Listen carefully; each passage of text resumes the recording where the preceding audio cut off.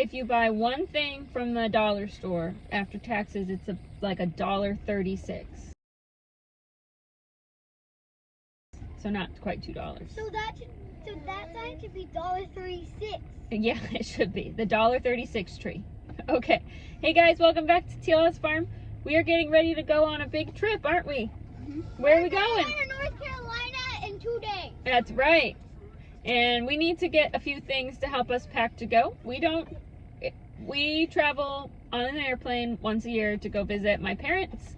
And I kind of have a system down. I thought I'd show you how this system works, how we get everybody where we need to go, organized without overpacking, but make sure we have everything we need. But we need a couple things at the Dollar Tree that make traveling with a bunch of little kids a million times easier. So let's go shopping and then we'll show you how we do it. Yeah, we are. We're going to go see cousins. You ready? Yeah. I have a question. Yeah. I'm going to buy a gun blow with my coin. What if we bought something? What if we bought a water screen protector for your phone? Oh, okay. I don't know they'd have that at the Dollar Tree. Maybe they have it at Amazon for $2,000.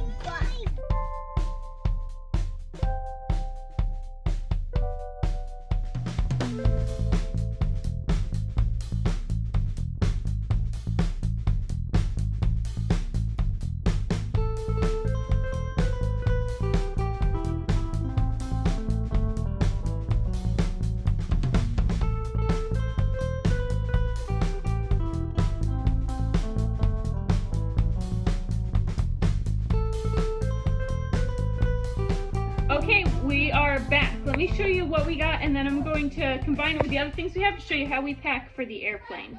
First, Dollar Tree in the past has had backpacks for $3 and $5, but they didn't have any this year, which I was surprised because their back to school stuff was already out. Maybe it was just our particular Dollar Tree. So we went to the Five Below and everybody who needed a backpack picked one out. These aren't just for the trip. We will also need these for homeschool co-op this year because the backpacks the kids have been using are pretty worn out because they've had them for several years. So we got a T-Rex for Pat. We got this cute little Bobo one for Isla. JJ picked this, I guess they're hamster kitties. Okay. And then Annie picked this butterfly one. The other kids' backpacks are still in good condition, so we didn't need new ones for right now. We got a bunch of fun coloring things, word searches to do on the plane, as well as crayons and pencils. Got some snacks, just some prepackaged, real cheap snacks to put in their bags for the plane, just to keep people busy. And everybody picked out water bottles. These are cheap dollar water bottles, because the idea is we're just going to use them for the trip, so we don't lose our really nice ones somewhere on vacation. We can just throw these away when the trip's over. Some of them are similar though, so the girls wanted to decorate them with stickers, which is what they're working on right now, so that they easily know whose is whose, and that's just fine. Anyway, let's do a little movie magic and get everything set up. Ta-da! Yeah, all right. So we got everyone's bag. Everyone gets a backpack, a sweater, hoodie, jacket, in case the airplane's cold, 3 snacks, their empty water bottle, because you can't bring the water on the plane, so we bring them in empty and then fill them up at the water fountain. Their tablet, headphones, and an extra charger. So that goes across. The older kids wanted coloring books, so they each got a coloring book. We'll pre-sharpen the pencils because you can't bring the sharpener on the plane. And then the 2 oldest girls just wanted word searches. And they've got their tablets. The flight's only about 2 hours, but you got the time in the airport too. So I thought it was 3 hours for each flight. 2 hours. So that should keep everyone relatively happy and busy. 4 hours in all. So now we're going to go ahead and get those packed.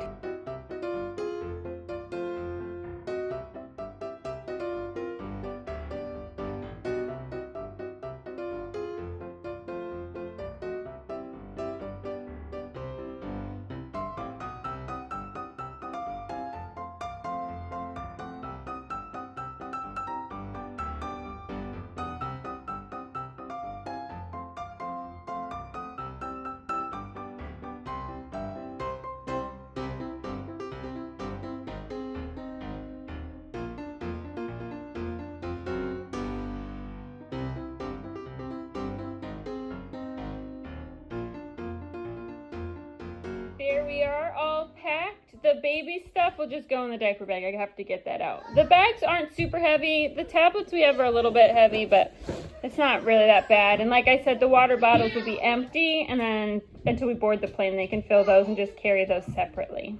The goal is to not have to check anything. So we usually fly Southwest because it's the cheapest when you don't fly very often and, you know, don't fly enough to get like points and stuff. But they started charging for checked bags. We used to just pack, they would carry their carry-on bags with their things, and we packed 2 really large suitcases with clothes for everybody, and we would just check them so we didn't have to worry about them. But now that Southwest charges for checked bags, we aren't going to do that anymore. And so each kid has a carry-on size suitcase that they share with another. So we have 3 carry-on suitcases for the kids, and then Sam and I each have one as well. And with Southwest, you're allowed the carry-on plus the personal item, which is the backpack. And if they need to check the carry-on, sometimes they do that, they'll gate check them, that's fine, and it won't cost us anything. But we don't want to pay to check bags. It's already expensive enough trying to take a family of 9 anywhere.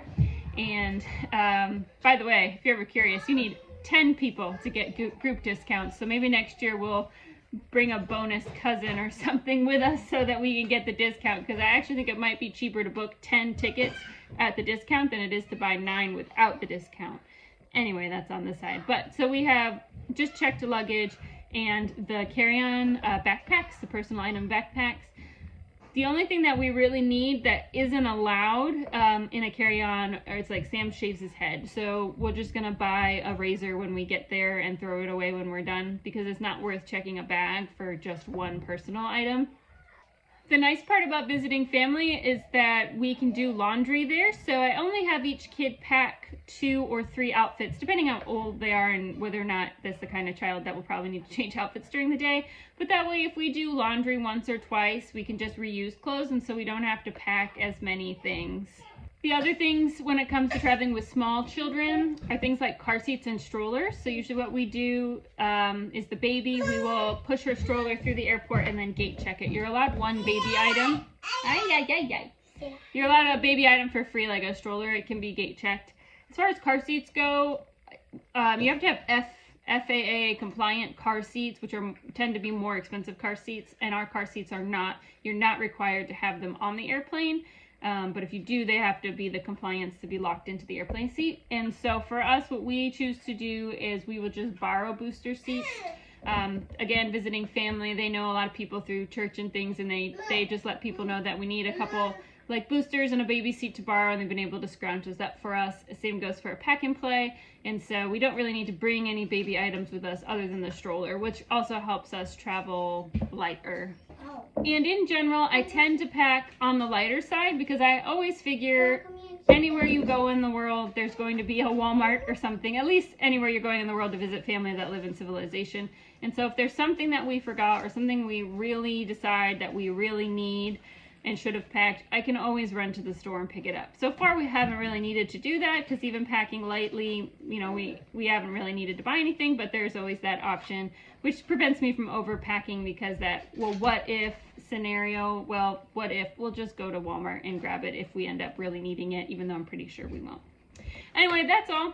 We, by the time this is posted, we'll probably be back from our trip because I'm recording ahead so that I don't have to worry about recording on vacation. I hope everyone is doing well, and we will see you all again very soon.